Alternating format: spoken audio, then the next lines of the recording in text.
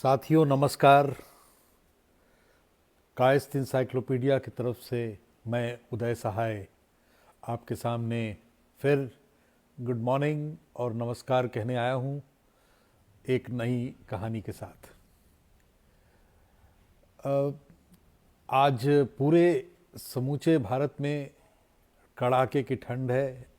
आप में से कई लोग रजाई में दुबके होंगे, कॉफ़ी का सिप ले रहे होंगे और मैंने कहा कि ये एक अच्छा मौका है, क्यों नहीं अपने साथियों को कायस्थ से संबंधित कुछ वाक्य, कुछ कहानी बताई जाए। साथियों, जब भी हम कायस्थ शब्द का इस्तेमाल करते हैं तो तीन इमेजरीज दिमाग में आती हैं: लेखक, शिक्षक और गणक।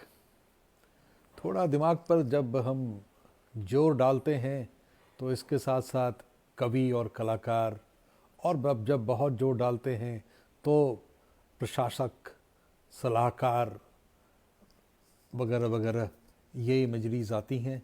लेकिन कभी ये इमेजरी नहीं आता कि कायस्थ राजा भी होते हैं। मैं भी चौंका था जब पहली बार मैंने स्वामी विवेकानंद को इस विषय पर पढ़ा।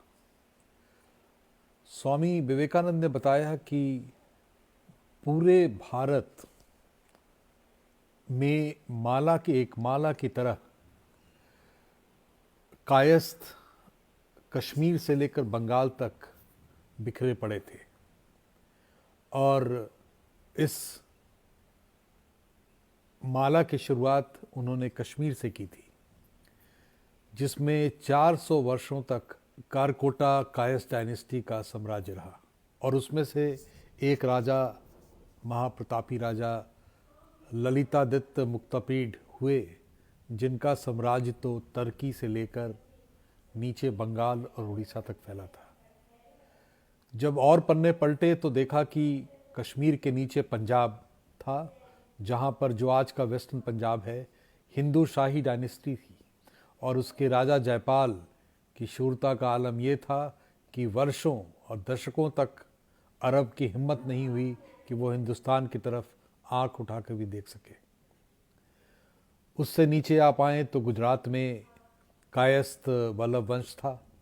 उसके और नीचे जाएं तो चालुक्य का पुलकेशिन II की कहानी हम सबको पता है। और उसके बगल में आप आगे बढ़ें तो सतवाहनों में राजा सतकर्णी, जिसके शूरता के कारण ग्रीक का अंतिम राजा दमित्री को भारत छोड़ के हमेशा के लिए चला जाना पड़ा। उससे भी आगे बढ़ें तो उड़ीसा की कहानी मिलती है, जहां गंगा डायनेस्टी ने कोणार्क टेम्पल का निर्माण किया था।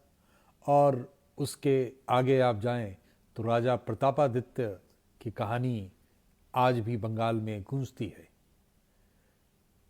पाल साम्राज्य का तो कहना ही क्या, उसके चर्चे न केवल पन्ने में बंद हैं, हमारी आसपास की ज़िंदगी जब भी हम गुज़रते हैं बंगाल के उन कॉरिडोर्स में, तो हर कोई कहता, सुनता, सुनाता नज़र आता है। इसके अलावा भी कुछ और राजा हैं जिनके बारे में अभी तक पुख्ता सबूत नहीं मिला है, लेकिन इशारे मिले हैं, जैसे चोला वंश, जैसे पल्लवस, जैसे विजयनगर एम्पायर वगैरह वगैरह। क्या दिक्कतें आती हैं उनको पहचानने में, ये प्रश्न आपके दिमाग में भी आया होगा। दरअसल ये एक आश्चर्य की बात और है कि पूरे भारत में आज भी छोटे छोटे कई कायस्थ रजवाड़े हैं। उनमें से कुछ से मेरी भी मुलाकात हुई इस किताब को लिखने के वक्त। कासगंज के राजा से मुलाकात हुई, मंडी के राजा की चर्चा आई, लेकिन ये बात मेरे दिमाग में कौंती रही कि क्यों हम इन राजाओं को पहचानने में चूक करते हैं, क्यों नहीं पहचान पाते। सोचिए, रविवार का दिन है, कॉफ़ी का सिप है, एक फूड फॉर थॉट आपको दिए जा रहा हूँ। अगली बार इस पर चर्चा करूँगा। तब तक के लिए बहुत बहुत धन्यवाद। Good bye, have a nice day.